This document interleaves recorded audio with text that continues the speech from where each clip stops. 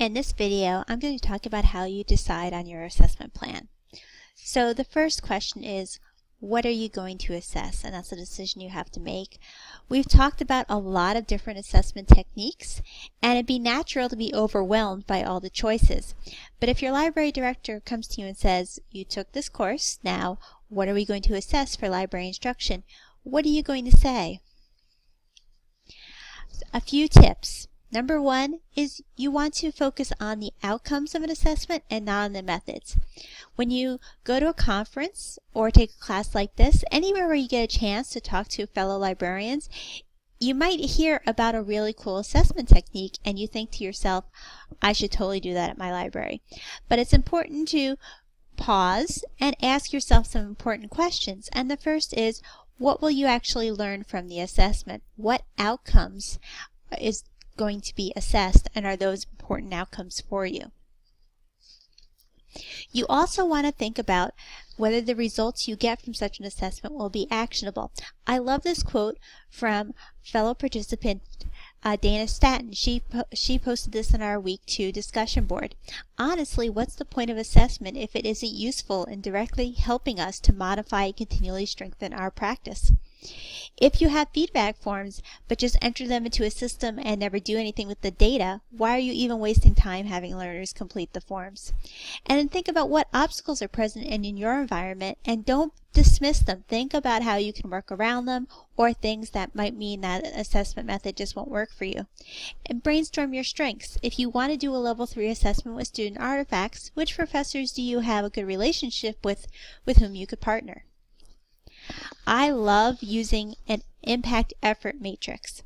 So what I do with my team is we brainstorm all the assessment projects we're considering. Then we map them according to how much effort they will take and the amount of impact they will have.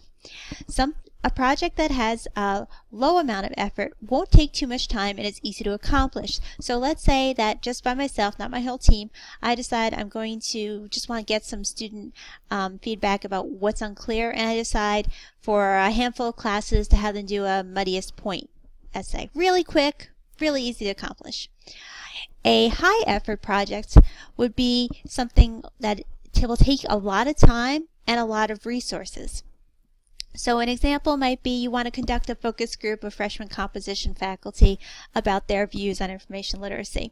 So you're going to need to get faculty to agree to meet. You're going to need to find a time for them to meet. You're going to need at least 2 librarians at each focus group, one to be scribe, one to be facilitator. You're going to need to transcribe the focus group activities, and that's assuming that you actually already have some background in running a focus group. So that's going to be a lot of effort.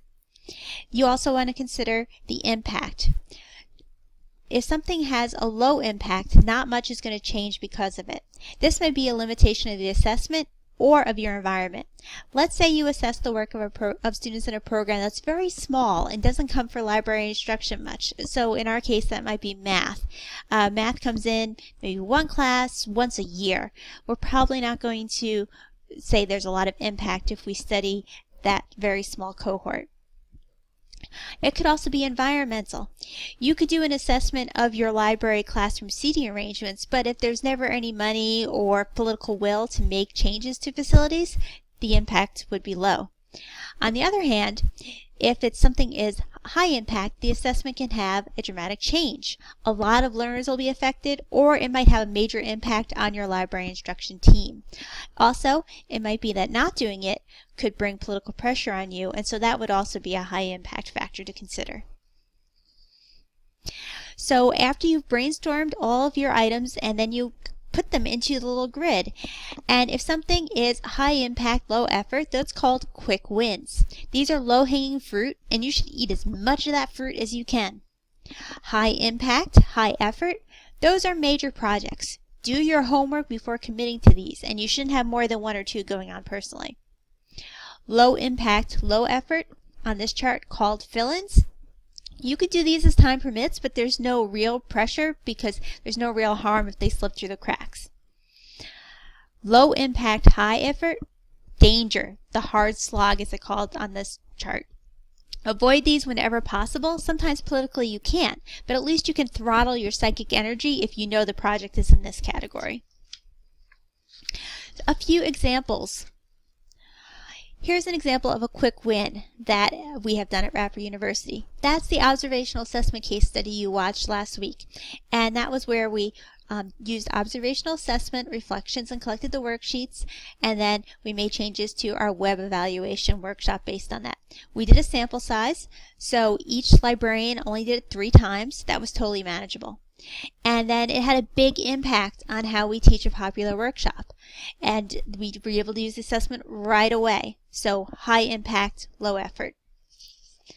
An example of a major project would be one which is high effort and high impact. And the citation analysis project that you worked on in week 3 is an example of this. We had to hire people to code the papers, and it ended up being about, oh goodness, it was on, I think it ended up being about 100 hours for them to do the paper coding. Eric and I had to commit a lot of time over the summer in this project. We had to collect the papers, we had to blind the papers, we had to find all the sources, we had to train the wage workers, we had to oversee them, and then we had to synthesize all the data and then write out the reports. We had to rely on faculty participation. Whenever you have a partner, your effort level is going to go way up. On the other hand, though, the impact was very high in terms of the campus level, in that the University Office Assessment really loved it. They could use this data to show value-added information literacy, which is something that our accredited agency wants to see. So that was great. And because one of the projects looked at how the core curriculum influenced seniors, the core curriculum director was thrilled that we had done this project, because that was something that she also needed to show to our accreditation agency. But this same project could also be seen as a hard slog, right? Once again, same amount of effort.